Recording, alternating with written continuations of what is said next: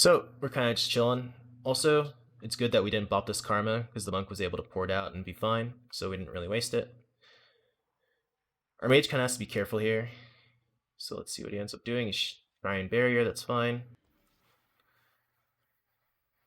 Alright, kind of just hanging out till we have our go back, you know? Alright, so there's full poly on the paladin, but we don't really have a lockdown for the monk because we don't have lasso or Hajj, so they're gonna kind of be chilling here. Um One thing you asked about wanting to know where you want to position. Your positioning right now is honestly okay. Being near the tomb gives you more room to kind of like peek in and out of line of sight of the druid, so you don't get cycloned. So I think positioning here is okay. Um, Another thing I wanted to mention is that let's see, mana could become an issue in this matchup a lot of the time. So honestly, after your go's over, you should always be looking for a drink. If you're like good on HP, you notice your mage's ultra time on your Omni CD. So going for a drink's pretty important. But we'll see if it ends up mattering this game. Double leg sweep, it's fine. We use our cooldowns appropriately. There's ultra time, so we don't want to spend any resources into that. We have to kind of notice that. I see you kind of healing into altar, which is fine. Pops it. Okay. So this is kind of the part of the match where you're trying to just stabilize and you're waiting for your next go. The Paladin's off Polydr in 3 seconds. You're sitting on a Hajj, you're sitting on a blind. So your Shaman already used Lasso, but you could maybe go for a Poly on the Paladin, then a Hajj on the Monk after he's off DR. Or you could even go for a Hajj on the Paladin and just one-shot the Paladin, right? He has no trinket. Either one's fine. See, this positioning's good.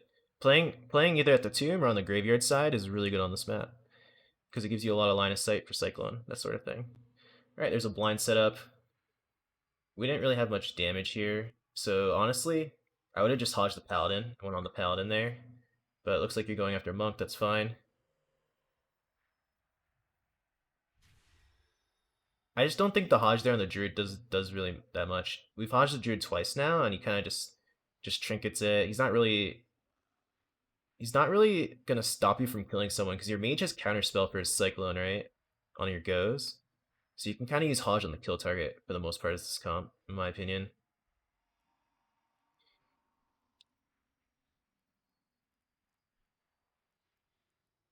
So your Shaman walls.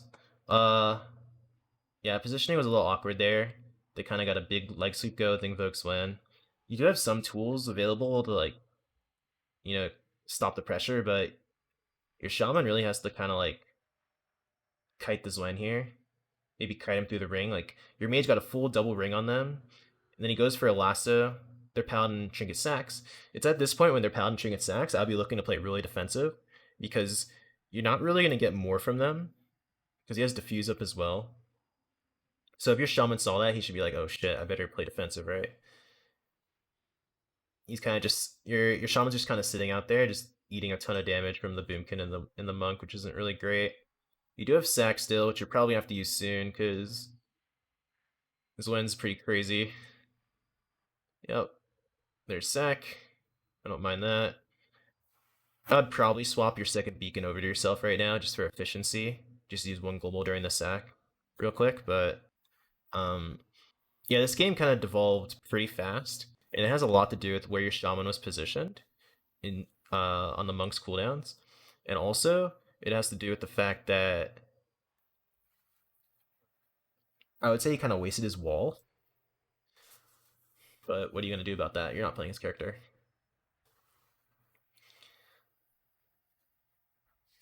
Here, here, honestly, what he karmas, we don't have a bop available, do we? I would have maybe just bopped that offensively, just to try and make him F off. Yeah, I would have bopped that karma right there. Because also, if you're not bopping that karma, you're gonna have to use another global to dispel the karma dot, which is gonna do a ton of damage because looks like they're kind of attacking into it. So I honestly would. Okay, we do bop the karma there. That's fine. Good. Very good. And we just die.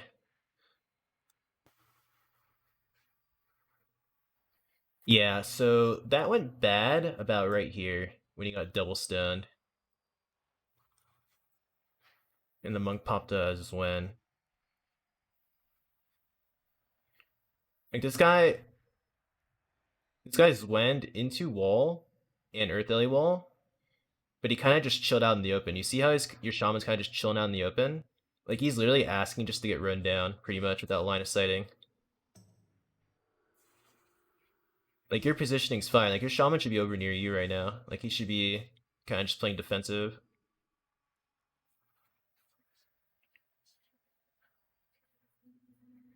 Like the druid just fucking star surging him over and over again, right? Like we use battle master here, but he's just gonna take a look at how much sack damage you take because the Moonkin's just going ham into him.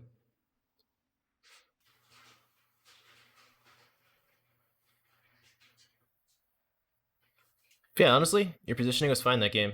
Um, I'd say for the most part, work on your Hodges, play short Hodge, and then work on Hodging kill target, Hodge follow up after the lasso, that sort of thing. Honestly, blind was pretty bad in this type of matchup for the most part, so I think that has a lot to do with it. I would say keep an eye on your mage when he. No, positioning was fine because the positioning that matters here is just not getting cloned from the druid. Because you're playing at the tomb, you're playing at the graveyard tombstones, like those are the two prime spots on this map. There's any sort of like castable CC on you, right? So positioning was fine. Yeah. Wasn't that bad. This Battle Master falls here and he just dies, yeah. Okay.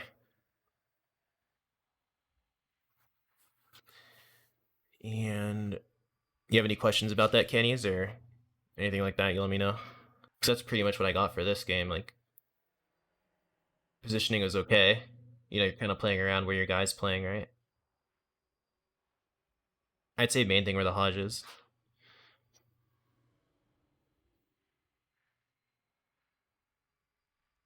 Right, exactly. Only blinded once. Mm-hmm. Another thing I want you to notice at the end of this game is how your mana's looking. So you see how you're like 15% mana and the other paladin's like 30ish%. You can definitely lose on mana in this matchup because they have a Mortal Strike and you don't. So I would probably look for more drinks. So like when your mages alter time and like it's kind of like the downtime in between their offensive cooldowns, you just go sit for a drink randomly. You know, I'd probably go for the Tombstone side. Uh, on the graveyard side, or you can go line of sight and do it because you can definitely lose the mana in this type of matchup, even if you live.